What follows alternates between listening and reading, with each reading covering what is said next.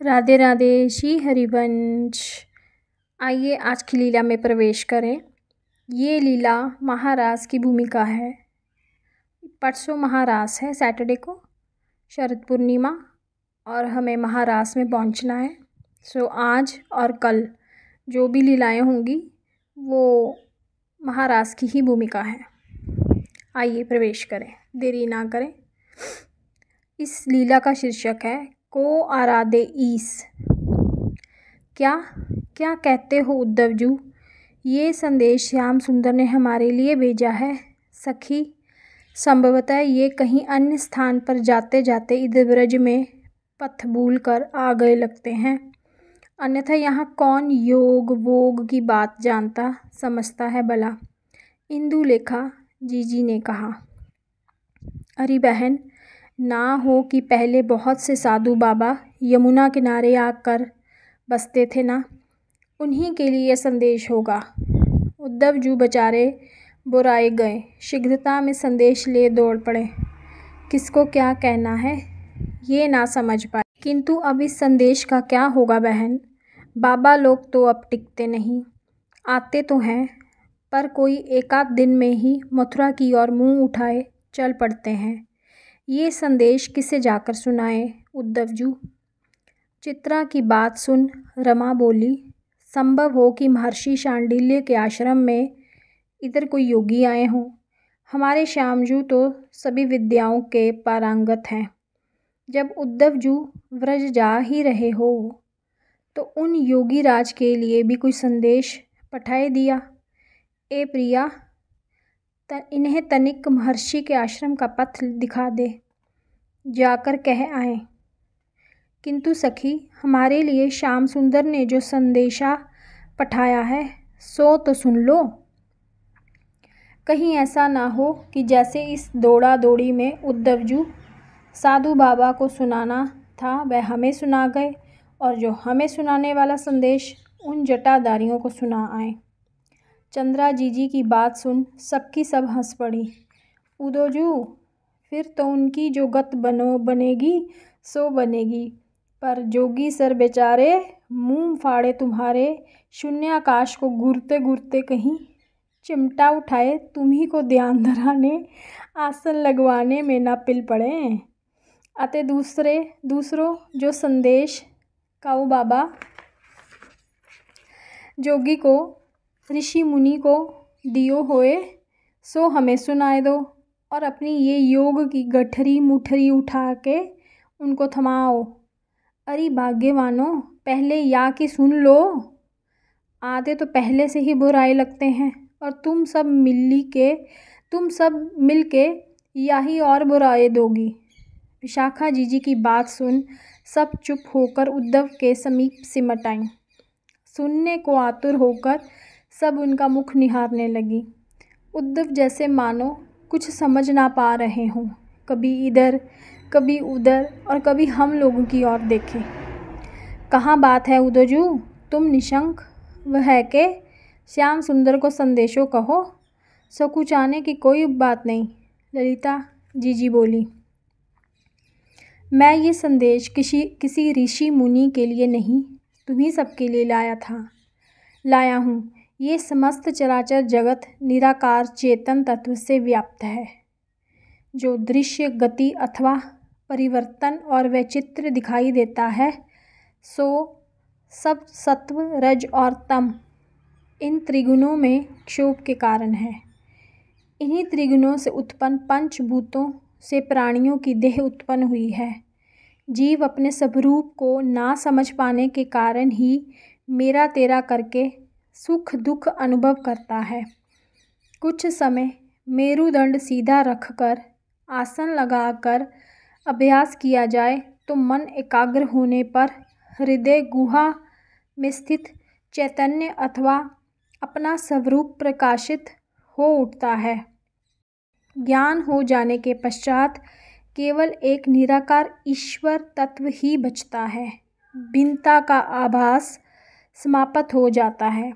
ये जो हाथ पैर बोल चाल व्यवहार हमें जान पड़ते हैं या दिखाई पड़ते हैं सो मात्र अज्ञान के कारण इसीलिए हे गोपिकाओं, पर ब्रह्म परमात्मा श्री कृष्णचंद्र का आदेश है कि मन को एकाग्र करके अपने स्वरूप में स्थित हो जाओ।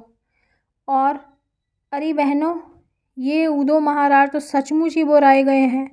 ये अपने श्याम सुंदर को कहाँ कहे हैं पर ब्रह्म परमात्मा श्री कृष्णचंद्र। बाबा रे बाबा, कहो तो ऐसो रूखो सूखो और कठोर संदेश श्याम सुंदर को है, हो सके ना भला। ये पर ब्रह्म श्री कृष्णचंद्र निश्चय ही कोई और है। उदोजू, हम तुम्हारे हाथ जोड़ें, पाँव पड़ें, हमारी परीक्षा मत लो, हमारा धैर्य मत परखो। हम दुखियारिन पे दया करके कानाजू को प्राण संजीवन संदेशों सुना के हम पर कृपा करो। वही तो है व्रज देवियों, वही तो है व्रज देवियों। कब से तुम्हें सुना रहा हूँ कि ज्ञान प्राप्त कर लेना ही मानव जन्म की चरम सफलता है, पर तुम सब सुनना ही नहीं चाहती, मेरी बात समझ ही नहीं पा रही हो। मुझे यही संदेश उपदेश लेकर श्री कृष्ण ने तुम्हारे समीप समझाने को भेजा है, जिससे तुम्हारा मुँह दूर हो जाए और शांति पाओ। उद्धव की बात सुनकर लगा जैसे चारों दिशाएं सुनी हो गई। हमारी आंखों के आगे अंधेरा छा गया। किसी के मुख से कोई बात ना निकली। जिस संदेश को सुनने के लिए हमारे प्राण कानों में आ बसे थे, वह जैसे खेलते कूदते शशकों के झुंडों को किसी ने दावाग्नि में झोंक दिया। क्या कहें, किसे कहें? श्याम सुंदर को, उद्धव को, सब पाहन की मूर्ति सी निष्प्राण चित्र लिखी सी हो रही। थोड़े समय पश्चात चंद्रावली जीजी का स्वर सुनाई दिया। भली करी श्याम जो तुमने, भली करी श्याम जो तुमने निको संदेश पठायो। मरे को मारने में कहाँ पाप और कहाँ पुण्य, किंतु उदो तिहारे बोरेपन में हूँ कुछू कसर नाए। जो ऐसे संदेश सुनाएबे को एक सांस यहाँ दौरे आए सो तो भले आए भैया। हमारे प्रिय के संदेश वाहक हो, संदेशों भले हमारे काम को होए के ना होए, उनके सखा हो, उनसे मिल के आ रहे हो। ये वस्त्र, ये आभूषण, ये तुम्हारा उनका सा वर्ण, ये सब देखकर हमें सुख मिला है। तुम हमारे सम्मानीय हो। कुछ दिन यहाँ गंवार गांव में हम गरीब गुजरियों को पहुनाई का अवसर प्रदान करो। हम गंवार योग साधन कहाँ जाने, इस योग की गठरी को कस कर पुणे बांध ले आओ। कहीं अन्यत्र कोई ग्राहक मिले तो खोल कर दिखलाइयो, अबार मानेगा, कछु मोल मिलेगा। यहाँ व्रज में तो या की कानी कोड़ी की कीमत कहूँ नाय धरेगो। जीजी ईला बोली, इनसे एक बात तो पूछो कि इनको निराकार कैसे हुए है। सो कहाँ पहरे, कहाँ खाए, कैसे बिहरे, कहाँ वह हूँ हमारे श्याम सुंदर सो मनमोहन है, कहाँ बाकी बानी हूँ वैसी मीठी है, कहाँ वाने हूँ इनको विपत्ति सो बजाइबे को कुछ बागम भाग करी। बिना हाथ पाँव आँख नाक के कैसे को दिखतो होएगो, जा पे ये इतना रीझे पड़े हैं कि कुछ सूझे ही ना है। अरे देवियों, ये सब करने को उन्हें हाथ पैर रूप की कोई आवश्यकता नहीं है, वह निराकार रूप में ही परम समर्थ हैं। उद्धव ने पुनः एक बार समझाने का प्रयत्न किया। सुनो सुनो सखियों, ये कैसी बात है भला, तुमने कभी सुनी? अरे हम क्या तुम्हारी भांति विक्षिप्त थी कि निराकार पर मोहित होती?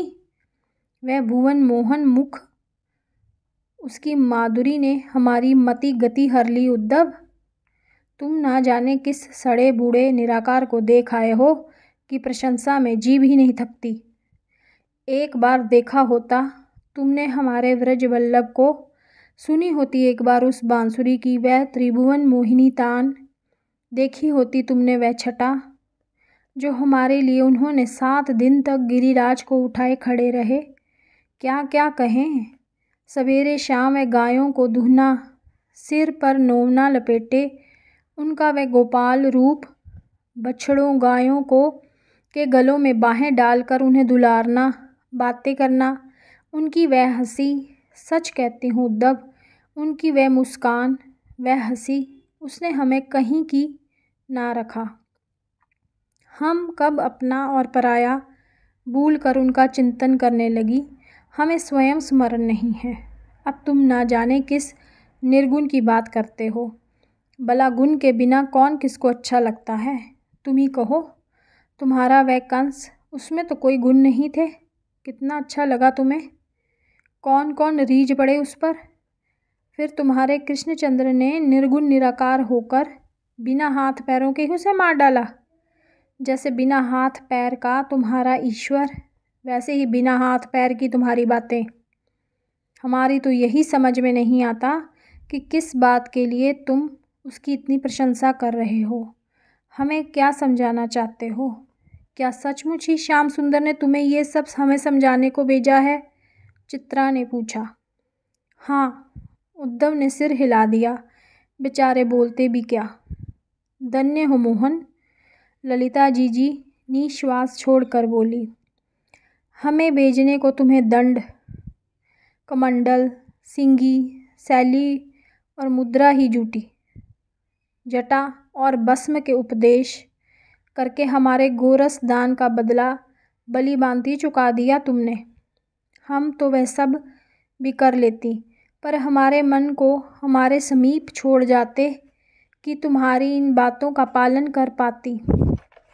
कृपण विधाता का दिया एक ही तो मन था, वह भी तुम्हारे संग गया।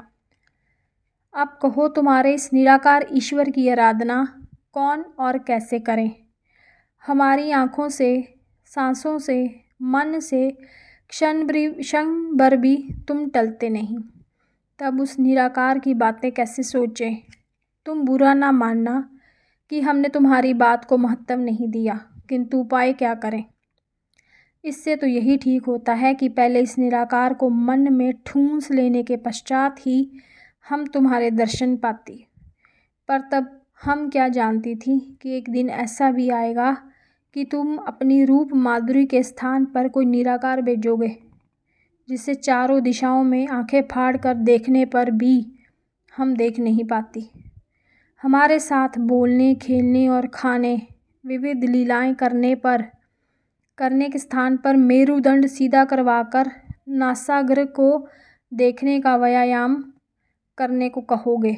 व्यायाम भी हम कर लें, पर तुमसे मन हटे तो। जिधर दृष्टि जाती है तुम ही दिखाई देते हो।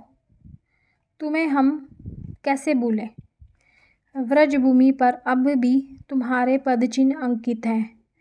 कोई स्थान ऐसा नहीं जहाँ तुमने कोई लीला ना की हो। हम कहाँ जाएं। जिधर दृष्टि उठती है तुम्हारी लीला स्मृतियों की रेलम पेल मच जाती है। हम तुम्हारी किंकरियाँ हैं, हम पर कृपा करो। ये योग हमारे बस का नहीं, हम क्या करें। अरे ललिते, क्यों दुख करती हैं बहन। चंद्रा जी बोली। जो पीड़ा को प्रतिपल उफनती पीड़ा को ही हमारा भाग्य बनाकर बाग छूटा है, उसे कैसी दया माया। पहले से मन नहीं भरा था कि ये एक प्रहार और कर दिया। क्यों दुखी होती हो। जब उसका कार्य हमारे बिना आराम से चल रहा है तो हमारा भी चल जाएगा। ऐसे कुटिल को याद करने का क्या काम। अरे स्वयं ही बैठ गए होते तो ना समाधि लगाए के, ना फिर अपने मामा को ही लगवा दी होती। अरे उदोजू, आप तो योग के पूरे पंडित जान पड़ते हैं। ये योग श्याम जू ने आपको सिखाया या वे मथुरा जाकर इस योग पर रीझ पड़े हैं। और क्या क्या सीखे हैं वे वहाँ जाकर। और कितने तीर तीखे कर रहे हैं वहाँ ब्रज पर चलाने को वह। अरे हाँ, ये तो पूछना भूल ही गई हम।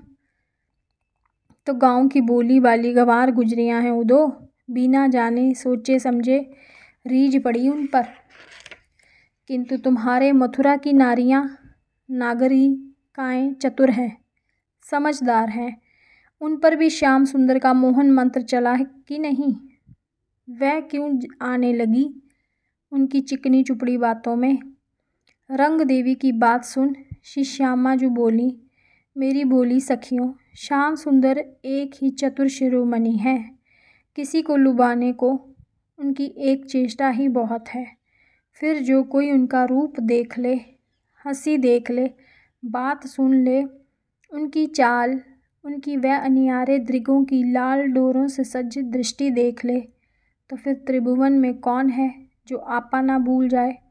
बेचारी मथुरा वासिनियाँ भी हमारी ही भांति जाल में फंसी मीन सी छटपटाती होंगी।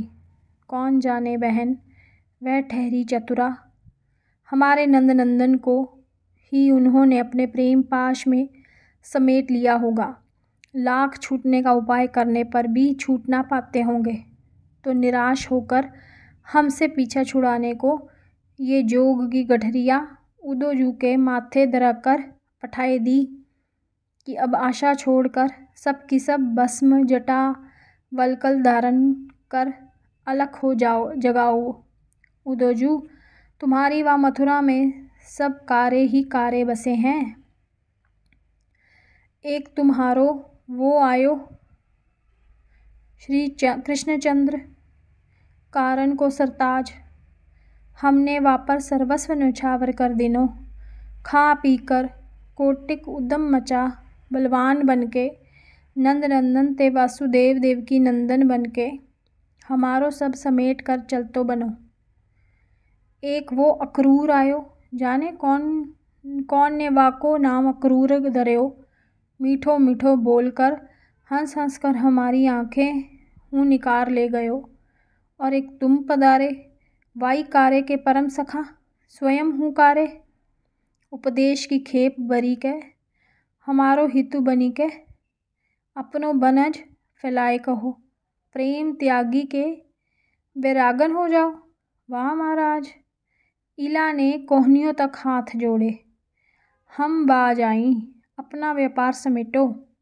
धन्य धन्य आप सब मथुरावासी, और धन्य आपकी वाह काजर की कोठरी मथुरा को, जामे ते जो निकसेओ सोई कारो। इसी के साथ आज की लीला यहीं समाप्त है। कल एक और लीला में प्रवेश करेंगे। तब तक के लिए राधे राधे, श्री हरिवंश।